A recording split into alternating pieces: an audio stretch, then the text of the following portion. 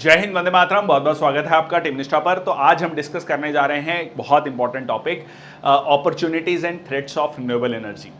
इस पे सीधा सीधा क्वेश्चन पूछा गया है यूपीएससी में। एसए का ये टॉपिक है। यूपीएससी सीएपीएफ पेपर 2 के लिए इंपॉर्टेंट है, सीडीएस एनडीए लेक्चरर टॉपिक के लिए, यूपीएससी सिविल सर्विसेज के एसए टॉपिक के लिए और स्टेट सिविल सर्विसेज के लिए रिटन एग्जामिनेशन के लिए टॉपिक इंपॉर्टेंट है। इसको आज हम चर्चा करेंगे। इसके क्या अपॉर्चुनिटीज हैं, क्या थ्रेट्स हैं, क्यों रिन्यूएबल एनर्जी।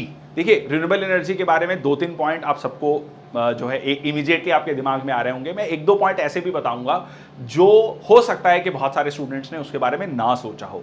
तो आखिरी तक इस वीडियो को देखिएगा। कुछ 2-3 पॉइंट आपको बहुत खास मिलेंगे जिस पे आप थोड़ा सा सोचेंगे तो आपको समझ आएगा कि रिन्यूएबल एनर्जी भारत के लिए, इंडिया के लिए कैसे एक बहुत बड़ा गेम चेंजर साबित हो सकता है। जब हम 2047 के एक डेवलप्ड इंडिया की बात कर रहे हैं, उसमें रिन्यूएबल एनर्जी अपना रोल कैसे प्ले करेगा, इसके बारे में आज हम जो है चर्चा करेंगे। शुरुआत करते हैं सेशन की। तो सबसे पहले एडवांटेजेस को देख लेते हैं। तो ये कुछ एडवांटेजेस हैं, इनको एक एक करके देखते हैं। Environmental benefit, sustainable and abundant.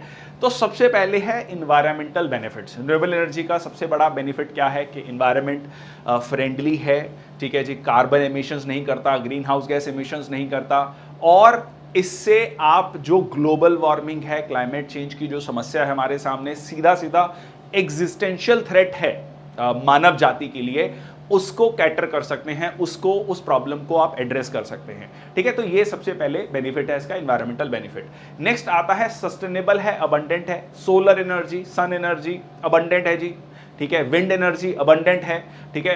ऐसा नहीं है कि फॉसिल फ्यूल की तरह है, लिमिटेड है रिसोर्सेज। ये आपका हमेशा के लिए रहने वाला है। अगर आप एक बार सोलर पैनल को इंस्टॉल करते हैं तो इसकी जनरल एक लाइफ जो है 25 ईयर्स है। तो ये 25 साल तक आपको बिजली बनाकर देता रहेगा, और ऐसी बिजली जो फ्री है, जिसका एज सच कोई ऑपरेटिंग कॉस्ट आपके लिए नहीं है, ठीक है जी। नेक्स्ट आता है reduced dependency on fossil fuel. तो एक जो पोटेंशियल बेनिफिट और क्या है रिन्यूएबल एनर्जी का, कि इससे हमारी जो डिपेंडेंसी है, दुनिया की, मानव जाति की डिपेंडेंसी है फॉसिल फ्यूल पर, वो सीधा सीधा कम होगी। वो कोल हो, उसके अलावा क्रूड ऑयल हो, पेट्रोल हो, डीजल हो, जितने भी हमारे फॉसिल फ्यूल हैं जिसकी वजह से कार्बन एमिशंस होता है, जो लिमिटेड रिसोर्सेज हैं, उन पर हमारी डिपेंडेंसी कम होगी। और इसमें सबसे इंपॉर्टेंट पार्ट क्या है, ये मेजर जो फॉसिल फ्यूल है हम भारत में इंपोर्ट करते हैं, ठीक है। ये एक बहुत बड़ा यहाँ पर पॉइंट है। जॉब क्रिएशन, ये अपने आप में बहुत बड़ा सेक्टर है। एक ऐसा सेक्टर है जिसकी डिजाइनिंग, जिसकी प्रोडक्शन, जिसकी इंस्टॉलेशन, जिसकी मेंटेनेंस, हर जगह आप जॉब्स को क्रिएट कर सकते हैं। तो ये मान लीजिए एक सोलर इंडस्ट्री को अब आप लेते हैं, तो सोलर पैनल्स का डिजाइन कैसा होगा, उसकी प्रोडक्शन कैसे होगी, उसका इंस्टॉलेशन, उसका मेंटेनेंस, सब जगह जॉब्स क्रिएट कर सकते हैं। मिलियंस ऑफ जॉब्स जो हैं यहां पर क्रिएट की जा सकती हैं। पूरा का पूरा इकोसिस्टम जो है ये क्रिएट करता है जॉब क्रिएशन का। तो ये एक बहुत इंपॉर्टेंट फैक्टर है। देखिए, क्रूड ऑयल निकालना, अब जब हमारे पास क्रूड ऑयल ही लिमिटेड है तो उसमें हम कितने लोगों को एम्प्लॉय कर सकते हैं, पर इसमें हम बहुत सारे, सोच के चलिए कि एक एग्जांपल लीजिए, कहा जा रहा है कि 1 करोड़ घरों में सोलर पैनल्स लगाए जाएंगे। तो 1 करोड़ घरों में जब सोलर पैनल लगेंगे तो कितने सोलर पैनल्स की प्रोडक्शन होगी, बहुत सारी जॉब्स क्रिएट होंगी, ठीक है। नेक्स्ट आता है टेक्नोलॉजिकल एडवांसमेंट, ठीक है। इसमें आप टेक्नोलॉजी में एडवांसमेंट कर सकते हैं, डिजाइनिंग में, प्रोडक्शन में, और सिर्फ भारत के लिए ही नहीं, आप दुनिया भर के लिए इसको प्रोड्यूस कर सकते हैं। भारत में अफ्रीका के देशों के लिए, एशिया के देशों के लिए, साउथ अमेरिका के देशों के लिए, यूरोप के देशों के लिए, ये हमारे लिए एक बहुत बड़ा, कह लीजिए, एक सेक्टर है जिसमें भारत इन्वेस्ट कर सकता है।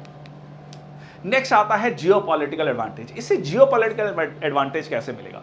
देखिए, सीधा सीधा क्या होगा, एक ऐसा, भारत में अगर मैं 2023-24 का डाटा देखता हूं तो हमने क्रूड ऑयल जो इंपोर्ट किया है वो $132 बिलियन का क्रूड ऑयल इंपोर्ट किया है, और जो कि 16% कम था, ठीक है। वैल्यू टर्म्स में 16% कम था, क्योंकि क्रूड ऑयल के प्राइसेस कम थे, ठीक है, उससे पहले साल, क्योंकि उससे पहले जो है रशिया यूक्रेन वॉर था। तो पिछले साल जो है प्राइसेस कम थे, तो हमें कम, तो लगभग आप मान के चलिए हमारा $150 बिलियन से ज़्यादा का इंपोर्ट था, जो कि अगर आप इसको 83 रुपीस का $1 मानते हैं, जो 12 से 13 लाख करोड़ रुपए, 12-13 लाख करोड़ रुपए का आप कच्चा तेल आयात करते हैं। अब ये सोच के चलिए कि ये 12-13 लाख करोड़ रुपए अगर हम इंपोर्ट नहीं करते हैं, मतलब ये जो हम हमारे देश से बाहर जा रहा है, ये क्रूड ऑयल इंपोर्ट नहीं करते हैं, तो इसमें से काफ़ी बड़ा पार्ट, काफ़ी बड़ा चंक जो है भारत में ही रहेगा। वो भारत में सर्कुलेट होगा, भारत के लोगों को जॉब्स मिलेंगी, भारत की इकोनॉमी में इन्वेस्ट होगा, तो उसका एक मल्टीप्लायर इफेक्ट होगा। अच्छा, जियोपॉलिटिकल एडवांटेज कैसे हुआ? कहीं ना कहीं जब हमारी एनर्जी नीड्स की बात आती है तो हम थोड़ा सा वर्ल्ड स्टेज पे इस चीज को लेकर कमजोर पड़ जाते हैं। ठीक है, जैसा कि भारत को वेस्ट के द्वारा बहुत क्रिटिसाइज किया गया रिसेंटली, जब हमने रशिया से we continue to buy the oil from the Russia. Similarly कहीं ना कहीं जो वेस्ट एशिया पर है उस पर हमारी बहुत डिपेंडेंस है। तो ये डिपेंडेंस जब कम होगी और जब हम अपने लेवल पर, भारत जो है इंडिपेंडेंटली ऑयल को लेकर या एनर्जी नीड्स को लेकर, नॉट ऑयल, एनर्जी नीड्स को लेकर इंडिपेंडेंट होगा, तो उसका स्टैंड जो है दुनिया भर में अलग होगा। वो एक बहुत बड़ा फैक्टर है, एक बहुत बड़ा कहीं ना कहीं अनसेड तरीके से आर्म ट्विस्टिंग का मेथड हो जाता है, क्योंकि उनको पता है कि आपको एनर्जी की नीड है, आप कहीं इधर उधर नहीं जा सकते, बहुत लिमिटेड ऑप्शंस हैं, हमें क्रूड ऑयल इंपोर्ट करना ही पड़ेगा।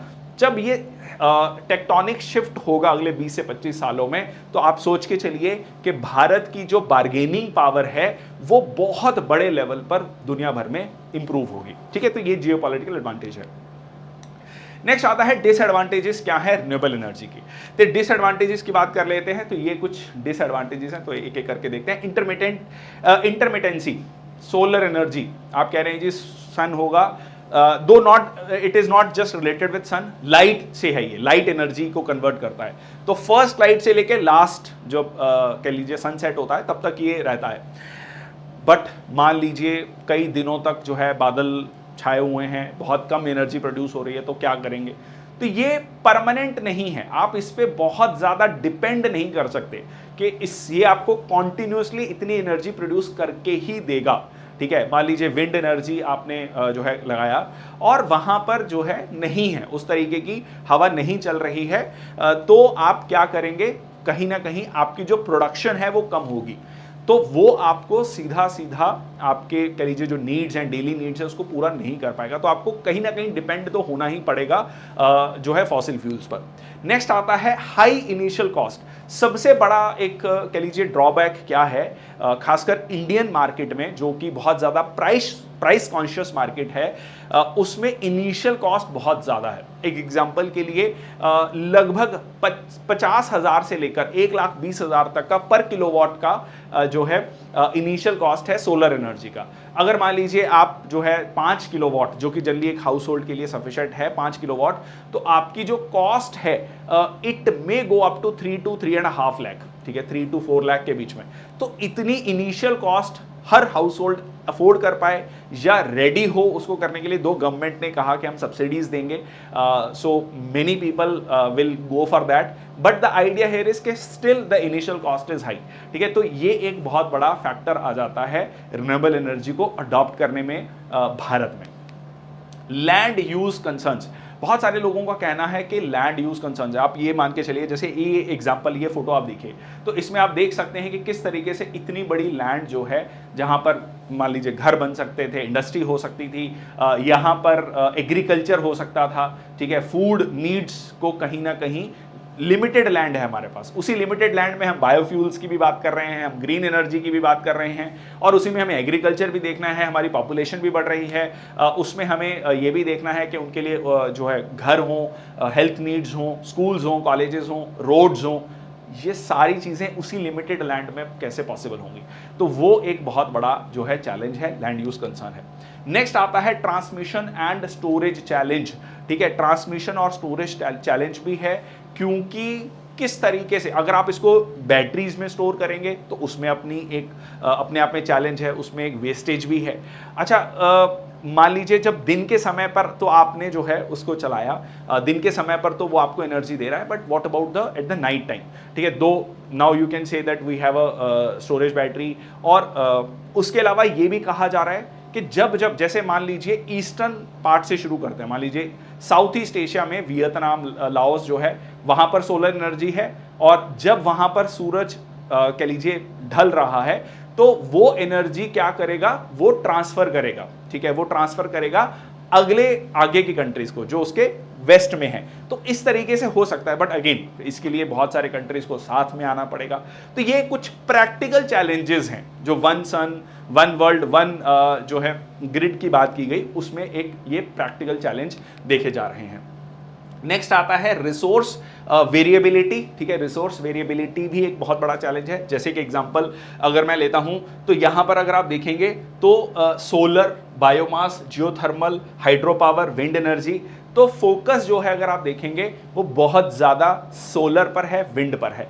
But what about biomass energy, what about hydro power, इसको कैसे, जियोथर्मल एनर्जी, इसको कैसे यूज किया जा सकता है, और इसको लेकर रिसोर्सेज कैसे अवेलेबल कराए जाएंगे, और रिसोर्सेज बहुत ज्यादा स्कैटर्ड भी हैं, ठीक है। तो ये एक बहुत बड़ा चैलेंज है। जैसे कि अब जियोथर्मल एनर्जी है, बहुत लिमिटेड प्लेसेस पे अवेलेबल है, तो उसको लेकर उतना पुश आपको नहीं मिलता, इंडस्ट्री के लिए वो प्रॉफिटेबल नहीं है, ठीक है। तो उसको कैसे प्रॉफिटेबल बनाना है वो भी एक कह लीजिए बड़ा चैलेंज है।